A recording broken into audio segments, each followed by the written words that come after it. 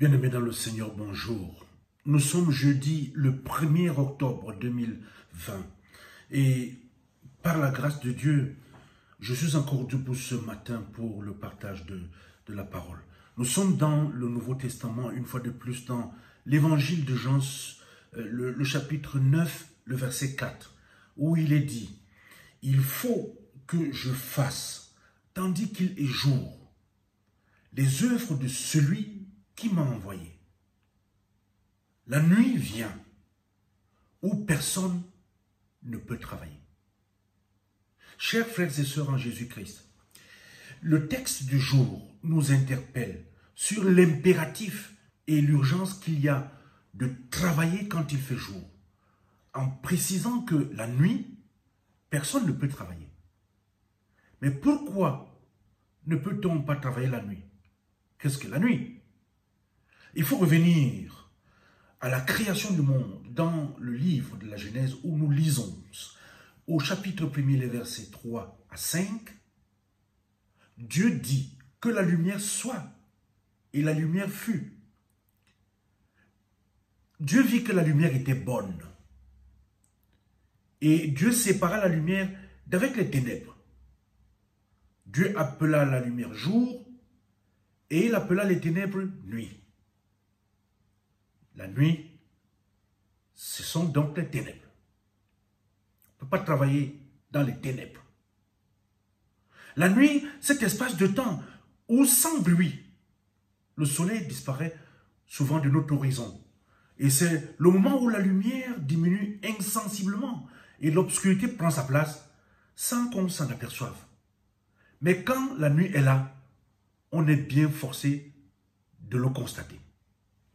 L'ombre de la nuit, c'est l'ombre des ténèbres qui s'étend sur le monde. Et cependant, les hommes continuent souvent leur train de vie sans y prendre garde. Au temps de Noé, les gens qu'ils avaient fidèlement avertis ne se doutèrent de rien, nous dit la parole de Dieu, jusqu'à ce que le déluge vint. Et de même aujourd'hui, les choses se passent exactement comme au temps de Noé. Les hommes sont avertis, mais ils rigolent. Ils ne se doutent de rien. Et c'est là où la parole de Dieu, dans la bouche de Jésus, nous interpelle. Il faut que je fasse, tandis qu'il est jour, les œuvres de celui qui m'a envoyé. La nuit vient où personne ne peut plus travailler. Oui, nous sommes tous des envoyés et nous faisons chacun l'œuvre de celui qui nous a envoyés. Mais la question est, qui t'a envoyé toi?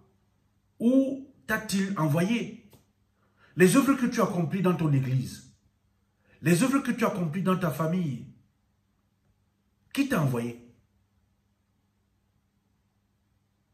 Quand tu poses des actes de méchanceté, de duplicité, de tricherie et de mensonge dans ton église, ou dans ta famille, ou même dans ton lieu de travail, tu dis que qui t'a envoyé? Parce qu'il faut le dire, et c'est le cas, qu'il y a une relation entre l'envoyé et celui qui envoie. L'envoyé fait ce qu'on lui a ordonné de faire. Donc ce que tu fais là, qui t'a ordonné de le faire, en bien ou en mal? C'est une personne qui est caractérisée par l'obéissance, l'envoyé. Disons avec le maître, il faut que. Notre Sauveur a vécu pendant les 3 ans de son ministère terrestre sous cet impératif divin. Il faut que. L'obéissance du Fils n'était pas une obéissance légale, mais elle était filiale.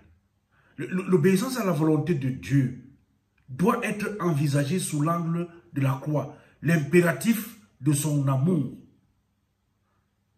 Ne tournons plus autour de nous-mêmes, mais regardons à lui. Plaçons-nous sur l'impératif de la parole de Dieu qui appelle dans nos œuvres une action en phase avec les besoins des autres. Nous devons agir dans nos familles, nous devons agir dans notre église en fonction des autres. Et ce, pendant qu'il fait jour. Et nous devons nous hâter de travailler en ce sens avant que la nuit vienne. Mais n'est-ce pas ce qui nous manque le plus souvent.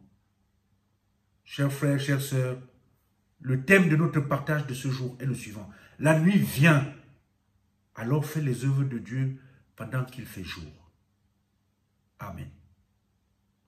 Seigneur notre Dieu, merci pour la vie que tu nous donnes encore ce matin et surtout l'impératif que tu réveilles en nous de travailler pendant qu'il fait jour.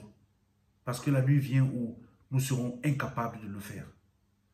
Viens implémenter en chacun de nous tout au long de cette journée le désir d'agir, pas en se regardant de façon nombriliste, mais de penser à agir aussi pour les autres. Nous t'avons prié au nom de Jésus.